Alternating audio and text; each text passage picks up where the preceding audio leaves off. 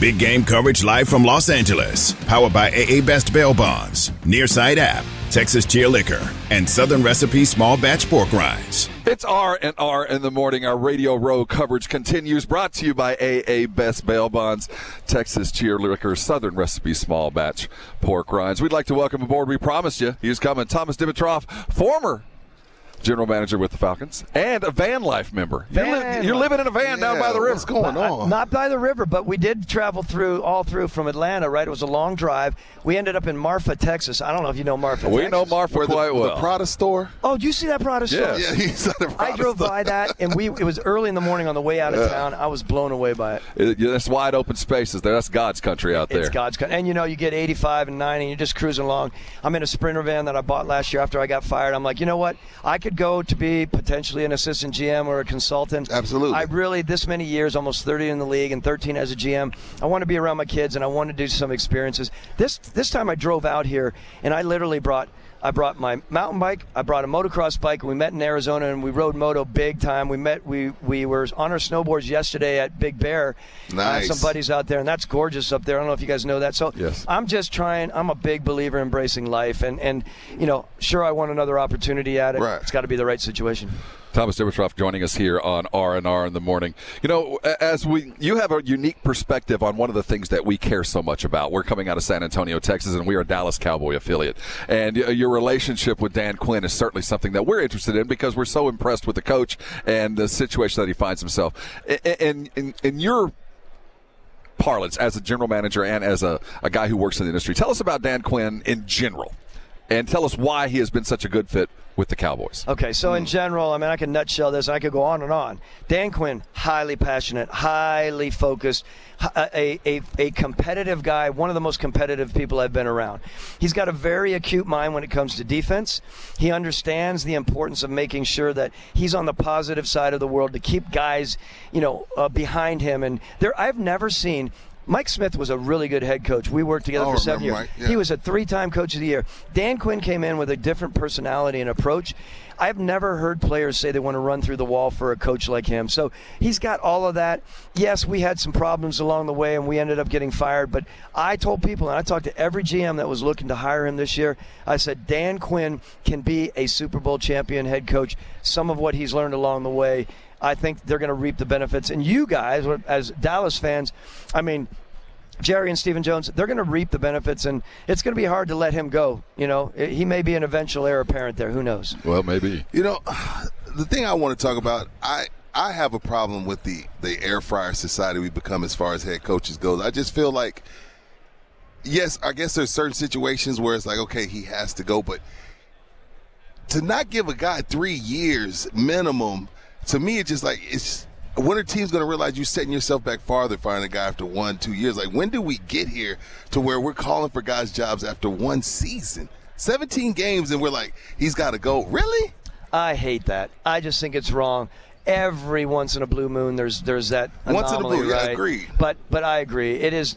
Look, the teams that are really, really focused, Rudy, you know this. The ones that are focused and they're putting their resources and they're understanding the evolution of time. If you get a neophyte head coach or a GM, let's just talk head coaches. Give them time. You're hiring them for that reason, and help them. One of the things that I said to people, if I ever interview again with an owner about GM and picking a head coach, I will say to that owner straight across the table, we need exactly this, and this, and we need honesty about where we are and what we need to grow and be the best we can be. Now, 13 years as a general manager, my experience is very different. I've had some ups and downs. As we all do, though. We've had 2 opportunities to build. We were literally. You don't have to talk about it. Yeah, and we had 16, which was tough. But Dan did some really good things. I just think you have to have some time. Arthur Blank, who again I have a great relationship with him still, even though I wasn't expecting to get fired last year. But that's just the way it is. You never know how it works. Hey, we're in radio. We understand. Yeah. Well, yes, those are the things. But in the end, picking the next head coach and committing to that next head coach and letting him grow is very important. How do the Rooney Rule, lack of minority coaches, let's just say minority. In your experience, 13 years, is Rooney Rule, is it hurt? Is it help? Like, it means well, But does it work? Well, let me first give the plug to Rod Graves, the head of the Fritz Pollard Alliance, who's a good friend of mine, former GM, former scout. My dad and his dad worked together way back in the day, so we've been around football from the day we were born. Okay. He's in Fritz Pollard Alliance. I mean, Rooney Rule's one thing, but Fritz Pollard Alliance is the place to be. We need to focus on that. And what's really, really important. Well, first of all, let's explain what the Fritz Pollard Alliance is. It's an association of African American coaches, and the name for one of the earliest coaches. Yes. Okay, so let's make sure that everybody knows what it is. Okay. So, and the alliance there, it was one time run by John Wooten, right? He was a former Dallas guy. John's a great man. Obviously, he's in the twilight of his world, of course. Rod joins this. Rod with a great deal of intelligence, a great deal of experience. Here's what I think Rod has done a great job with over the last 2 or 3 years. Instead of just putting massive names out there, I am a big believer in making sure that you're very calculated about who you are putting forward. If you have a pipeline of individuals, in this case, people of color, the underrepresented element of it that Fritz Pollard is so important as far as their approach, make sure that the guys that you're putting forward are the guys that are ready. The last thing we need is to force feed something and then all of a sudden someone gets fired in a year. That's not good for it. Rod has done a really good job of, and you have to understand this, Rod gets calls from all of the guys that are on that list, who could everybody. Be 70, and if they don't get a job or if they're not getting pitched for a job, that's a tough job for him, because he's like, look, you're just not ready yet. You will be ready. So Rod's very calculated. I think it's really important. As we fix, and I don't think we're quite at the existential moment that the NFL needs to face, but I think we're getting really close. Yes. I look at the Rooney Rule as a well-intentioned rule. It's kind of like the don't ask, don't tell thing. We had the good idea. It just didn't go off in the offing. As we look forward, is there anything that the NFL can do to either incentivize above and beyond what they're doing now with draft picks and that kind of stuff, or disincentivize those that aren't following? Or is it just going to be down to the individual teams, and they're just going to be treated as individual entities and be treated as such by the law or everything else? Look, I went round and round whether I agreed with the draft pick thing. It was tough for me to comprehend that at first, because I didn't want someone coming in thinking, I just got this because the impetus was draft picks. That was tough for me because, and I get it. I mean, Troy Vincent and his, I think that was his baby and his approach to it. That's right. So kudos to him for thinking about getting creative with it. I just want people to understand that can be complicated. And in the end, you do it, and you're like, oh, by the way, that's kind of how I want it to be. Oh, man, we weren't even thinking about that. We weren't thinking about the draft pick. We did this because we picked the best person for the job. And look, people are asking me, like, how are you about Terry Fontenot taking your job in the Falcons? I'm like, Terry and I have had a number of conversations. I really like Terry. I want Terry to be very successful. I put my heart and soul into the Falcons. And there are some really good football players there that I can think they can continue to work. Thomas Dimitroff joining us here on R&R in the morning. This is San Antonio's Sports Star. You talked about the right.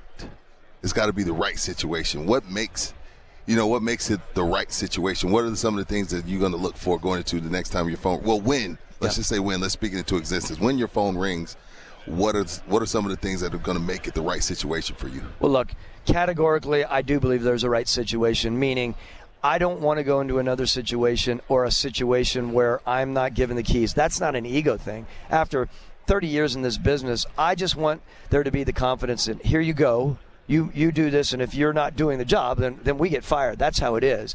I don't want there to be 20 people in a boardroom deciding who we're drafting in our approach. I'm not, in no way am I alluding to that being the case in Atlanta. I'm just saying that's important. The other thing that's important is I would want an organization and an owner who truly wants me and appreciates what I have been a part of humbly. Meaning building. We were 4 and 12 when we took the job over in 2008, Mike Smith and myself. We built to where we were, and then we kind of went down. Then with Dan, we got to where we got to when we build after. The rebuilding of a team is, I don't have a Super Bowl in my quiver as far as I do as a Patriot, middle management guy.